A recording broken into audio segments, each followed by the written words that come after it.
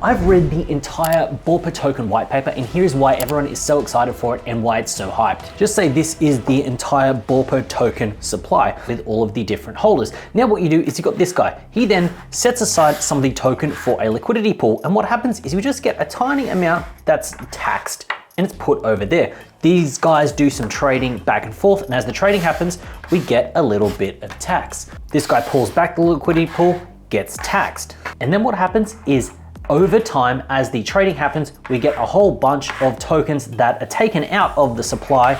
And as people are doing this, they're essentially given tickets into a raffle for some good stuff later on. So all of the on-chain activity, they're given entries into a raffle. Now what happens is we have this. This then gets split into a few different parts, but one of the major parts is it then goes into a rewards chest. Then at the end of all of this, one person then wins a whole bunch of tokens. The leftover supply, some of it gets taken off to the team and the other part gets burned. Basically, the TLDR is you have a meme coin that is deflationary, that also has a lottery aspect. This ticks all the boxes for degens, people that want to go absolutely crazy. So that is the basic overview of how it works, and I'm going to give some more specifics on it right now. So to get into the details, it is a 1 billion supply token. 1 billion is a very good, easy number for degens to work in. Now, the other thing is it's going to be omni-chain. So it's going to be on Ethereum, Arbitrum, BNB, Blast, and Solana. Basically, it is just going to pull in liquidity from different spots. For those people that want to farm Blast will be able to farm Blast doing it.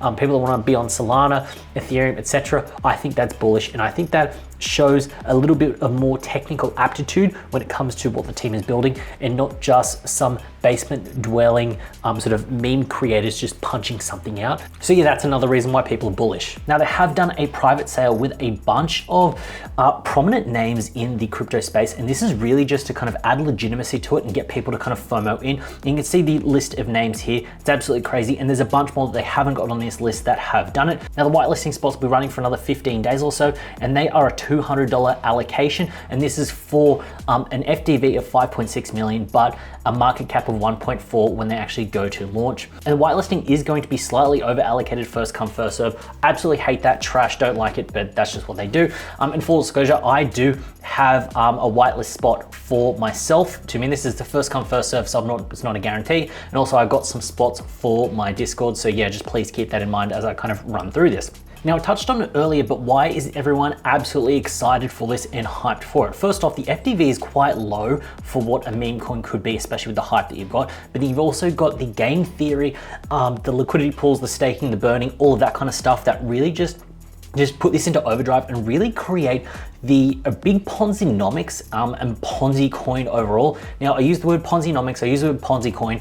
I just say this because this is entirely geared and architected in a way to absolutely just boost the value of the coin. So it means that people that are in early, people that are holding, people that want to play will usually do quite good because if you get in early, write it up, sell it, and then cash out. So the main thing is the on-chain farming and liquidity pools, basically to get you these tickets to then get you into a raffle and win the big prize. When you have your Borpa tokens, the easiest way is basically providing liquidity to the farms.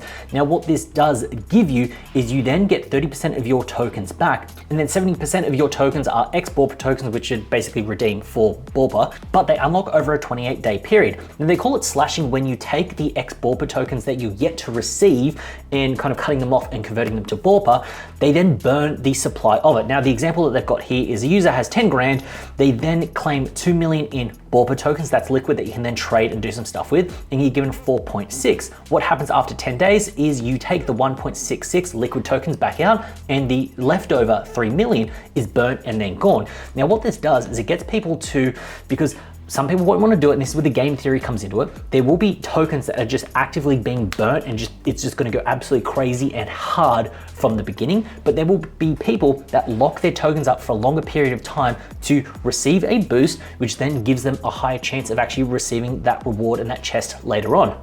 So what you then will happen is in the first few days, you should, not financial advice, you should see the price start to run up because there will be a lot of activity, a lot of burning, reducing the supply, people staking, reduce the supply. It'll just be a flywheel effect that keeps going on. And this is why people are getting hyped and excited for it, because you're taking what we see with SocialFi, what you kind of see with something like Crypto Valley, where you've got like farming tokens, things like that, and just combining them into a meme coin. And this is where that kind of gets going. Now, you just don't need to provide liquidity to a liquidity pool. You could lock or stake your tokens, which then gets you Borpa tokens, which then gives you those boosters, those bonuses as well. So that is a way to take the tokens out of supply to then keep people buying and then keep going through, which then hopefully boosts up the price on secondary market, gets people to flood in. All of these transactions, everything that's happened, there is a tax. So there's like a 1% clip, 5% clip that's kind of going into this chest in the pool. And you can see it on the chart here. When the farming starts, you got the 2 to 5%. It then gets split between the chest, the dev wallet, and then the buyback and burn. So you're going to get the active burning happening, not just from the people that are actively burning them, but burning themselves from the actual fees that come through. Then goes into a lottery-like chest, which then goes back into, and so that gets split up into 3 pools as well, which then goes into the buyback and burn. One of them goes into the next chest to then compound that into bigger and better rewards, and then 40% goes to the winner. And this is where I think the game theory gets absolutely nuts, because you could have people, big whales that want to farm, do as much liquidity as they can so they can ensure that they win that big 40% of the chest. You could then have people that do a little bit as a lottery ticket just in case they win it. You then might have people that just want to buy the token spot, not lock it up, not play the game, but then hopefully ride it on the way up. There are a bunch of different ways to play this, and it's all geared towards pushing that token higher. And that's why I kind of come back to the Ponzi-nomics, Ponzi coin, etc. There will be a point in time where there is just a blow off top, it's absolutely crazy, and the system can't contain itself and people just aggressively take profits, and then you see an aggressive price pullback. But what this whole token thing is, it's basically just an on-chain casino with a token, and this is why I'm excited for it, and this is why I think a lot of people are excited for it. And when you actually read into it and you see what they're actually doing and how they're kind of building it out and just building up this sort of lottery mechanism, all of the burning, all of the buybacks, all of that kind of stuff, you can see that a lot of people, they can see where this is going, they know what's going to happen, and it is going to be a game of hot potato.